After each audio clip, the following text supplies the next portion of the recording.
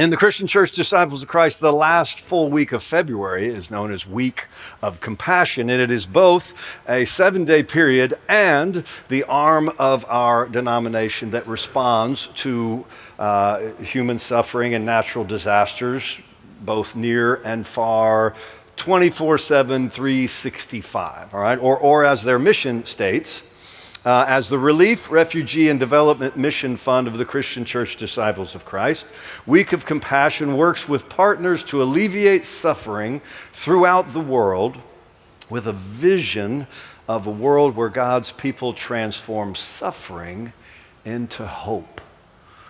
Ooh. If I had this sermon to write over again, I think I'd say right there, suffering into hope. So today and again next Sunday, we're receiving a special offering for Week of Compassion. The theme of this year's offering is a new way, as in finding a new way to help. And so when not too long ago, Maryland's, the state of Maryland, some of their impoverished residents near the coastline, floods came in and really did so much damage to their homes, and none of that made the national news. And it didn't get a federal declaration. It just hurting people, we can be there. Or a couple of years ago when that Hawaiian town of Lahaina burned to the ground, we could be there. Or when some Ecuadorian women needed some microloans to grow their businesses enough to where they could fully support their families, we could be there too. They do that through a group called Fidice. I don't know, it's about 8 years ago or so, we made a mission trip to Ecuador and got to work with them. It's an amazing group. So we can be there because of Week of Compassion. So one thing I love about giving to Week of Compassion is that when the news of some new hardship or suffering or disaster hits, and you know how that goes, and we want to do something, right? We can know that we already have done something, or we're already there. So we can do more, and we can know that our gifts through Week of Compassion will already be there. So in Ecuador, they have a word for this, and the word is Minga. I think we have, there it is, Minga. Say that with me, it's just fun. Minga, right? That's got a nice sound to it. And it means just like what it says there, mutual aid for the common good. And I think that's what we're talking about here with Week of Compassion and our part in it, to be a part of that way. Okay, in the United States, poverty is measured by those who live on $30 or less a day. Yeah, that'd be tough, right? $30 or less a day. On the world stage, poverty is measured by those who live on $3 or less a day. Whew, wow. That's really serious, right? So on the upside of this, the good news, over the last decade or so, the number of people living in that desperate kind of poverty is down by nearly half. But of course, the downside of that, there are still some 800 million people living in those poverty standards. So with that in mind as a backdrop, hear now these words from Matthew's Gospel in the 26th chapter. Perhaps this is a story you've heard before. Now, while Jesus was at Bethany in the house of Simon the leper, a woman came to him with an alabaster jar of very costly ointment, and she poured it on his head, and he sat at the table. As he sat at the table. But when the disciples saw it, they were angry and said, "Why this waste? For this ointment could have been sold for a large sum and the money given to the poor." But Jesus, aware of this, said to them, "Why do you trouble the woman? She has performed a good service for me. For you always have the poor with you, but you will not always have me. By pouring this ointment on my body, she has prepared me for burial. Truly, I tell you, wherever this good news is proclaimed in the whole world, what she has done will be told in remembrance of her."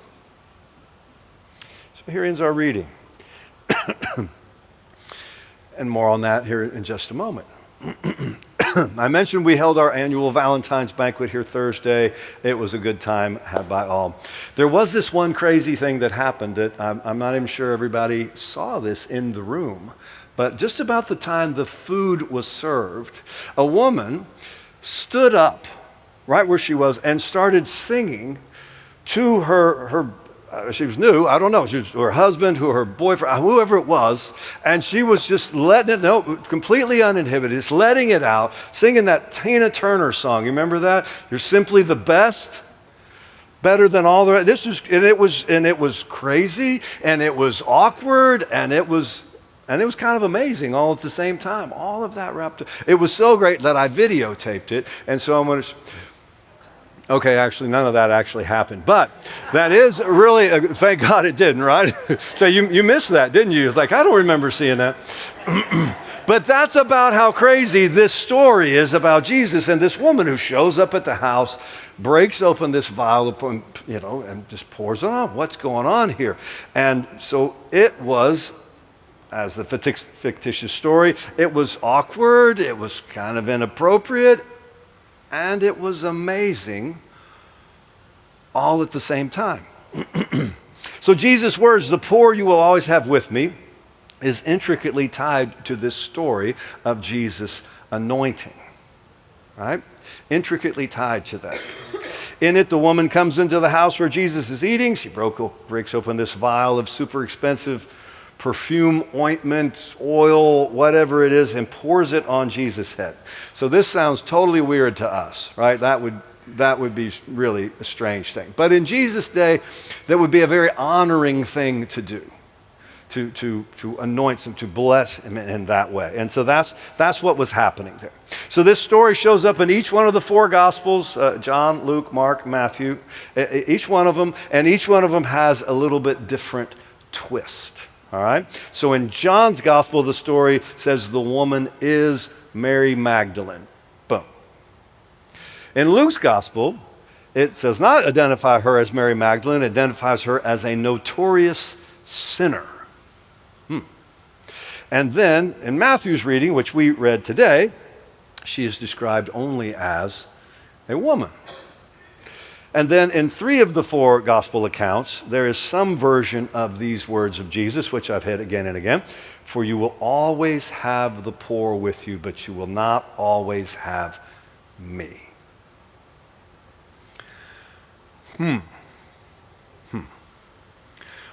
Because it doesn't sound like Jesus, does it?